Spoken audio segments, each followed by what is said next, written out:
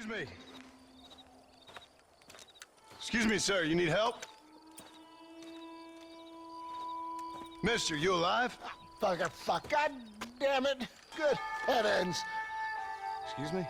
I said, no, I'm not okay. Do I look like I'm okay?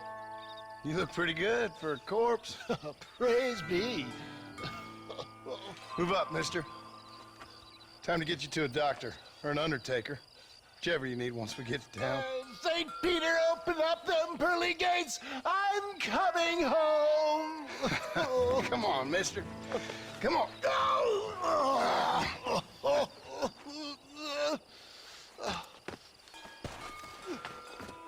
Hurry, sir. I'm bleeding like a badly butchered hog. You'll be fine. Just focus. You better take the reins. I don't think I'm strong enough. I'm finished. Done for. Just sit up straight, will you?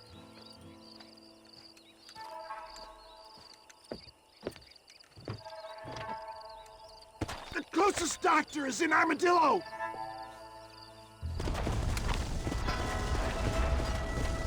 Please, there's no time to lose. What is your name, friend? John Marston. Oh, good God! Out of the frying pan into the fire! Excuse How me? many outlaws can a man encounter in one day? You must have me mistaken with somebody else, friend. The Pollard twins, Walton's gang. I know who you are. Word sure travels fast around here. I'm a man with many connections. Spare my life, I beg of you.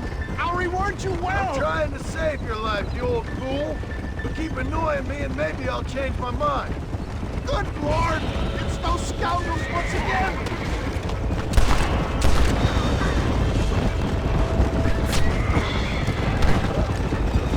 Ah!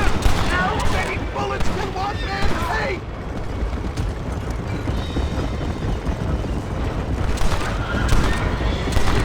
Now what are you gonna do?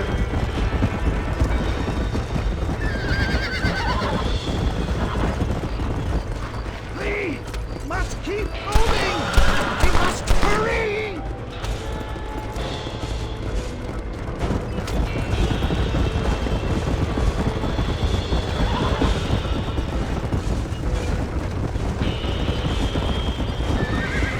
Oh, get out! I implore you to please stay on the road! Looks like you got them all. Now, get me to a doctor. It's getting really cold.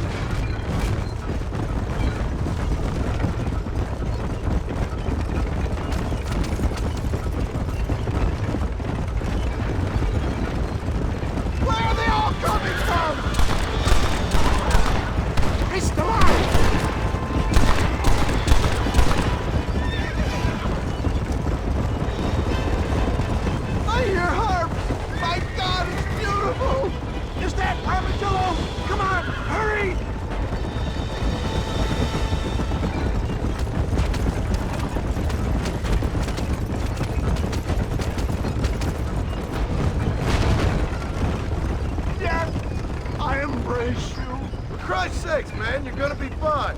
We're nearly there. Into your arms. This is it. You're gonna make it. Where the devil are we?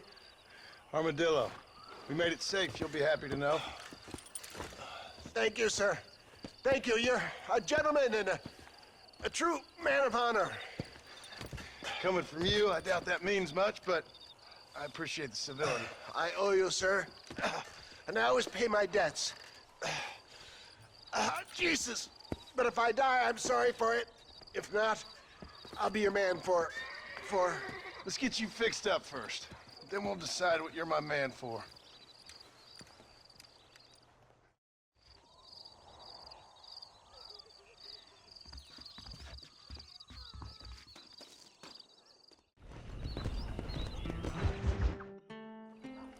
Ah, Mr. Marston, how are you? Good, Miss McFarland. How are you? I'm well. Would you mind riding with me to Armadillo? I've got to get some supplies and I could do with the company. Of course. You can take the reins. It wouldn't do for a terrifying bounty hunter such as yourself to be seen driven around by a woman. Take the reins, Mr. Marston.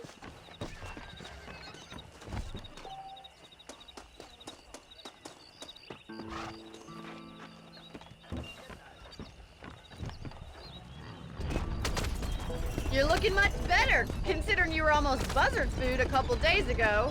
I have you to thank for that, miss. So do tell me, have you needlessly risked your life since we last spoke?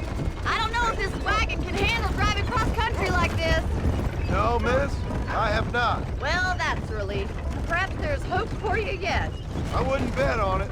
Oh, there's always hope, Mr. Marston. You can't be a rancher in this kind of country if you don't believe that. An admirable attitude, miss. I suppose so. I can't think of any other way to stay sane, to be frank. What about you? Have you ever given up hope altogether? Hope hasn't really entered into it. It's not really something I think about. A peculiar outlook. I can't really say I understand you. I can't always say I do either. Oh, don't be so deliberately enigmatic. I'm not, miss. Yes, you are. You are being deliberately obscure as a substitute for having a personality. I just know there are two theories to arguing with women, and neither one works. I'm not even going to dignify that gibberish with a response.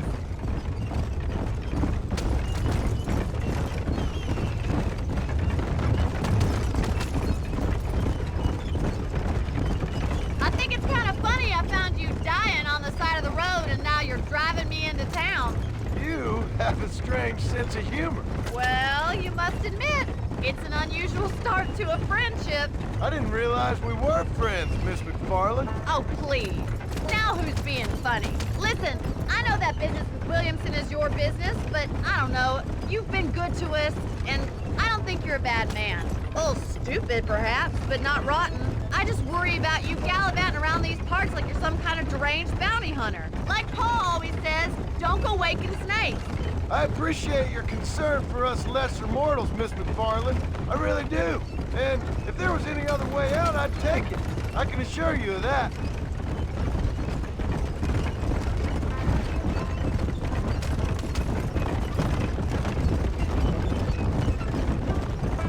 You never did tell me where you live. I have a small holding up in Great Plains. A farmer? Yeah, and I'm the Queen of England. And at what point during your day of hunting down outlaws do you find time to raise chickens? Only been at it 3 years or so. I guess I'm kind of new to it. You're telling me? So who's looking after this farm of yours right now? Uncle. Well, he's not my uncle, as far as I know. Just an old dog who's as lazy as a lizard on a hot day. The kind of fella laboring under the delusion that age brings wisdom. Sounds like the perfect person to leave in charge of your entire livelihood. So this is Armadillo. Manhattan it is not, but it does okay for us.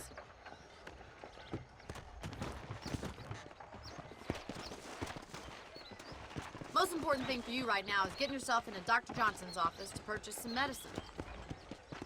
The first one's on me. Thank you, miss. I'll pay you back. I'm sure you shall. The doc's a good fellow. He saved your life, so be polite to him. Meet me in front of the general store when you're done.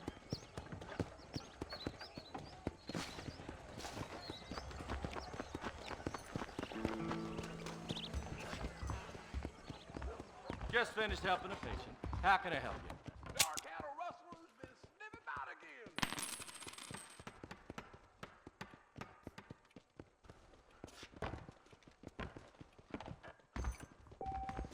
Of course, I was the man they turned to after one last rampage. What's going on?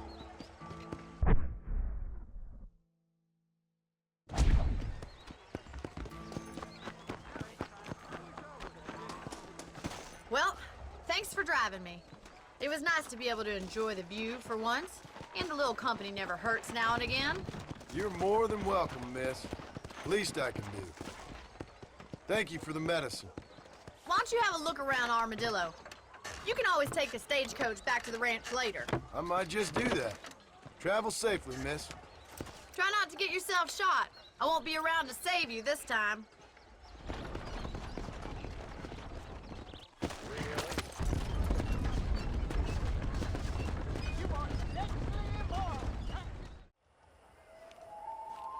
Mr. Marston, I've been hearing about your plans. Have you, Miss McFarland? Yes, from Lee Johnson, to settle here and build a life for yourself. I'm afraid those aren't my plans. See, I already have a life.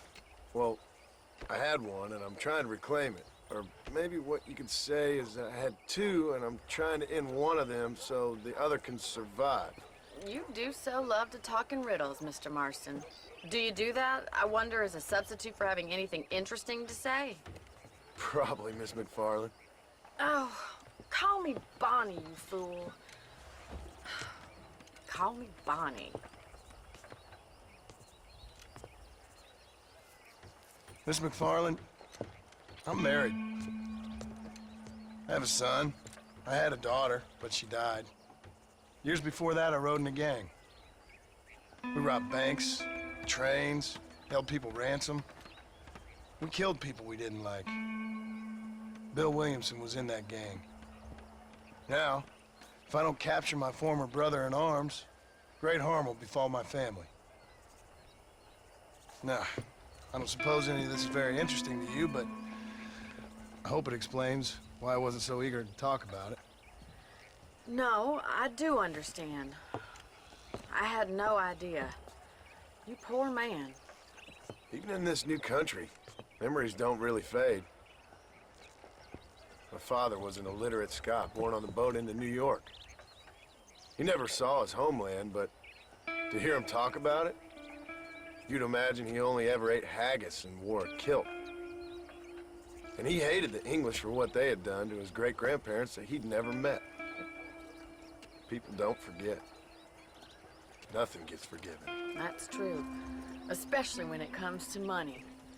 And you know, even now, after all his labors, my father's debts are still terrible. I worry every day about us losing the ranch. It would kill him. My father died when I was 8 years old. His eyes were, well, let's just say he was blinded in a bar fight south of Chicago. My mother died during childbirth. She was a prostitute and he was her, well, I don't know what he was. So I was sent off to an orphanage and ran away and fell in with a gang. My word. What a difficult life you've lived. The leader of the gang taught me how to read, taught me how to see all that was good in the world. He was a great man in a way. But you killed people. Sure. And I've suffered for it. And that's the life I left, or tried to leave. Said too much, Bonnie. I'm an uneducated killer, sent here to do all I can do well. Kill a man in cold blood so that another man may do his part to cut crime in an area, and a rich man can be elected governor on the back of these promises. Civilization is a truly beautiful thing, Mr. Marston. Listen, can you help me? Well, I can try. What do you need, money? No, nothing so complicated. I need an extra hand to take out the herd to pasture. Sure. Point me in the right direction.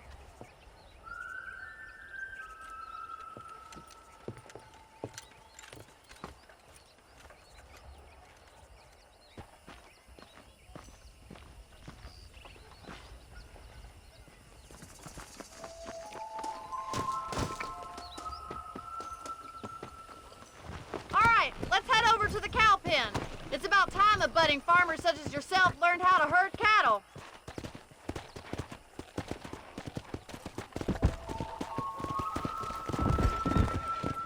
Thank you for telling me all that back there. It must have been hard for you. Hope you understand now why I've been playing my cards somewhat close to my chest. I didn't know you had a wife and child. Then again, I don't think I ever asked. They're lucky to have a man like you. I ain't so sure about that, but thank you. Good to see you, Miss McFarland. Whoa!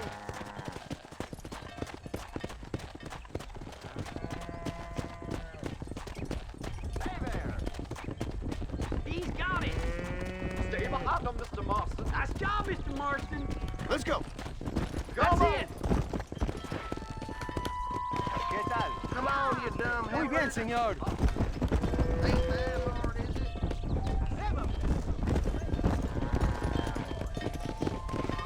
This way! We need to take them out to the pasture!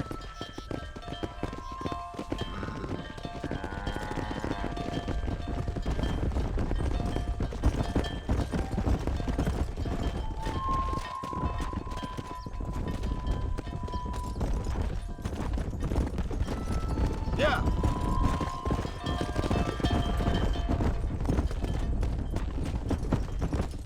Whoa!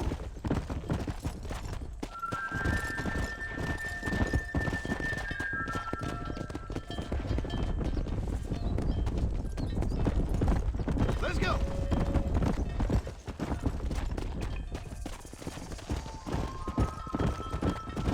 He's just showing off now. Nearly there. All right, let's move this large herd out to the far pasture.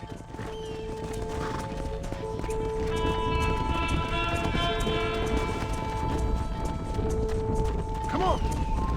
Swing back and forth behind them. Keep it nice and tight. Forward!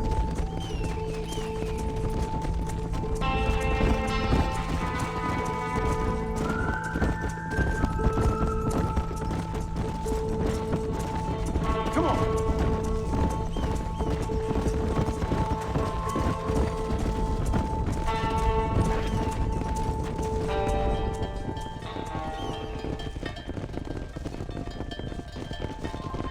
You're not bad with the herd. Ranching might be your true calling, Mr. Marston. Either that, or you were a cow in a past life. Thank you, Miss McFarland. I'll see you later. I have work to do back at the ranch.